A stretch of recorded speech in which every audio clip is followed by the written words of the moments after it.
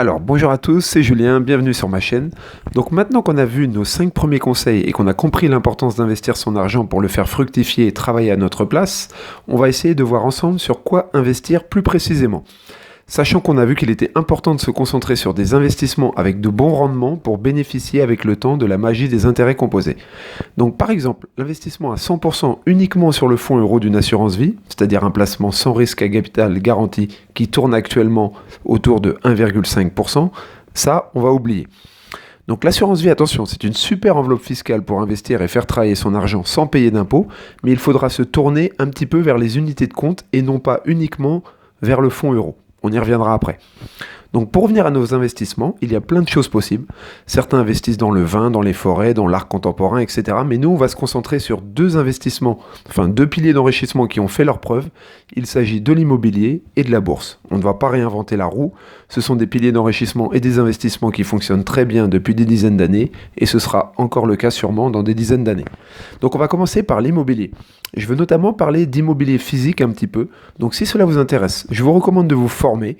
Il existe plein de chaînes avec des youtubeurs qui vous expliquent et peuvent vous former pour investir dans l'immobilier physique, car cela demande des connaissances. Je vous conseille les youtubeurs et formateurs suivants pour l'immobilier: Olivier Seban, Yann Darwin, Michael Ferrari, Romain Caillet, etc. J'en oublie.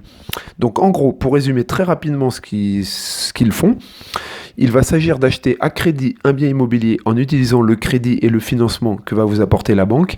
Et si vous avez bien négocié le prix et trouvé une bonne affaire immobilière, en fait le locataire de votre appartement va vous verser des loyers qui vont venir couvrir votre crédit et toutes vos charges, c'est-à-dire taxes foncières, impôts, etc. Et en vous débrouillant bien, vous pouvez même générer un petit excédent qu'on appelle cash flow positif. Et ensuite, si cela s'est bien passé, il ne vous reste plus qu'à renouveler l'opération avec un nouveau bien immobilier. Donc voilà, j'ai résumé très succinctement le processus, car pour moi, pour l'instant, je ne réalise pas ce type d'investissement.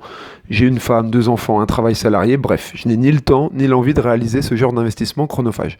C'est pour ça que je vous renvoie vers les formateurs et youtubeurs que j'ai cités plus haut.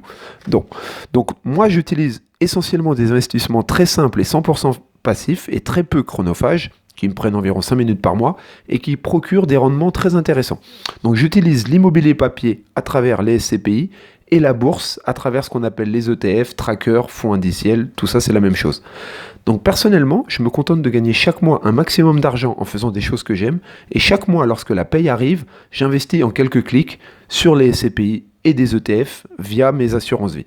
Donc voilà, c'est une méthode qui a le mérite d'être simple, pas prise de tête, pas chronophage. Certains vont me reprocher peut-être d'être sur la voie lente, mais il vaut mieux avancer lentement et sûrement que rien du tout. Il ne tient qu'à toi d'accélérer le processus en gagnant plus chaque mois et en investissant mensuellement une plus grosse somme. En revanche, il y a quelque chose qui me désespère, c'est l'utilisation que la majorité des Français font de l'assurance vie. Donc c'est le placement préféré des Français, il contient des milliards d'euros. Et premièrement, les Français sont trop frileux face au risque, ils recherchent uniquement des placements à capital garanti et donc ils ont tendance à investir massivement sur les fonds euros des assurances vie au lieu de se tourner légèrement vers les unités de compte, alors que les fonds euros, on est en 2020, ne rapportent presque plus rien. Donc deuxièmement, autre chose qui me choque un petit peu, ils passent souvent par leur banque traditionnelle, donc c'est-à-dire la Banque Postale, BNP Paribas, Société Générale, Crédit Lyonnais, voilà, toutes ces banques traditionnelles, et ils souscrivent ce que j'appelle entre guillemets des mauvaises assurances vie, qui sont très mal notées dans la presse spécialisée, car elles sont en fait bourrées de frais.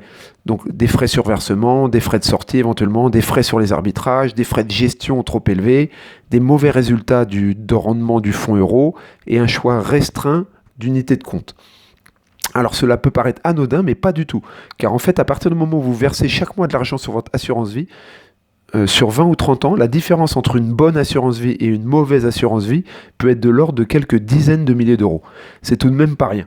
Donc voilà mes amis, je ne veux pas faire un podcast ou une vidéo trop longue, donc je veux bien continuer cette discussion par mail ou dans les commentaires sous cette vidéo pour qu'on échange tous ensemble, et on va se retrouver très bientôt dans un podcast numéro 7 pour justement voir ensemble les critères d'une bonne assurance vie, où la trouver, laquelle ouvrir pour maximiser vos investissements, et puis surtout quelles unités de compte mettre dedans précisément.